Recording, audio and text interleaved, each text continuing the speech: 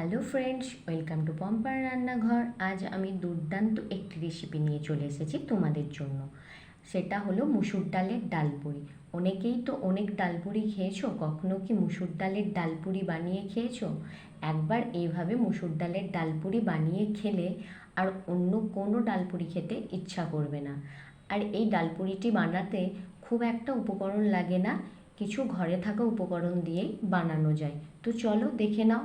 প্রথমেই একটা কড়াইয়ের মধ্যে পরিমাণ মতো জল নিয়ে নেব। এবার পরিমাণ মতো ডাল নিয়ে নেব। এই ডালটি আমি আগে থেকেই ধুয়ে রেখেছিলাম। এবার কড়াইয়ের মধ্যে ডালটি দিয়ে দেব। এবার ডালের মধ্যে পরিমাণ মতো লবণ দিয়ে দেব। এবার আমি ডালটিকে ভালো করে নাড়িয়ে নেব। এই ডালটি 15 থেকে 20 মিনিটের জন্য সেদ্ধ হতে দেব।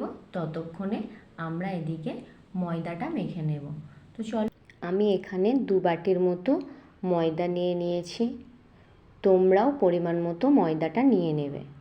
এবার এই ময়দার মধ্যে সাদা তেল দিয়ে দেব, পরিমাণ মতো লবণ দিয়ে দেব আর পরিমাণ মতো চিনি দিয়ে দেব। এবার ভালো করে ময়দাটাকে মিশিয়ে নেব।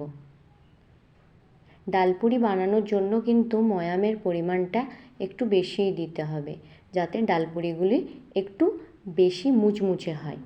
এবার দেখো, আমি কিন্তু এখানে মেশানো হয়ে গেছে। এবার অল্প অল্প করে জল দিয়ে ময়দাটাকে ভালো করে মেখে নেব। বেশি একবারে জল দিয়ে দিলে কিন্তু ডোটা পাতলা হয়ে যেতে পারে। ডো পাতলা হয়ে গেলে ডালপুরি বানানো যাবে না।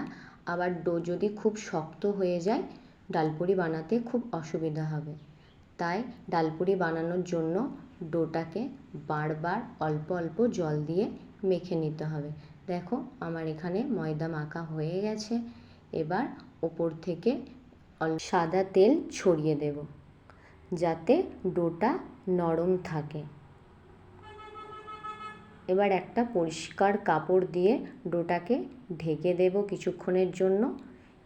এদিকে ডাল সেদ্ধ হয়ে গেছে, ডালের মধ্যে কিছুটা জল আছে, সেটিকে শুকিয়ে নেব।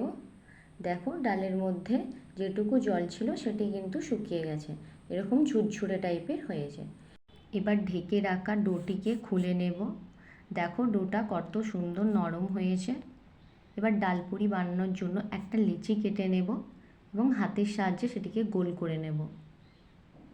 এখানে ডালপুরি বানানোর জন্য আমি আঙুলের সাহায্যে বাটির মতো একটা শেপ দিয়ে দিয়েছি। এবার এর মধ্যে পুর ভরে নেব। খুব বেশি পুর দিলে হবে না, বাইরে বেরিয়ে যেতে পারে, তাই পরিমাণ মতো পুর দিয়ে দেব। দুদিক টেনে ধরে এবার মুখটিকে ভালো করে চেপে চেপে সিল করে নিতে হবে। এই দিকের সাইডের সাথে ওই দিকের সাইডটা ভালো করে লক করে নেব, যাতে পুরটা একটুও বাইরে বেরিয়ে না যায়। দেখো, সুন্দরভাবে আমি কিন্তু লেচিটা করে নিয়েছি। এরকমভাবেই আমি সবকটা বানিয়ে নেব। দেখো, আমার কিন্তু বানানো কমপ্লিট।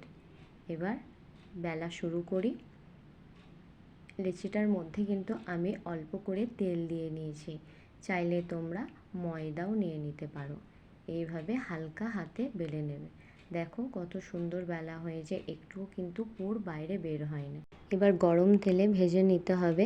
ডালপুরি ভাজার সময় মিডিয়াম ফ্লেমে আঁচটিকে রাখতে হবে আর এপিট ওপিট করে ভেজে নিতে হবে। দেখো, ডালপুরিটি কত সুন্দর ফুলে উঠেছে।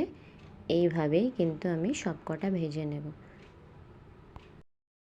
ভিডিওটি ভালো লাগলে অবশ্যই একটা লাইক, শেয়ার, কমেন্ট করে দিও।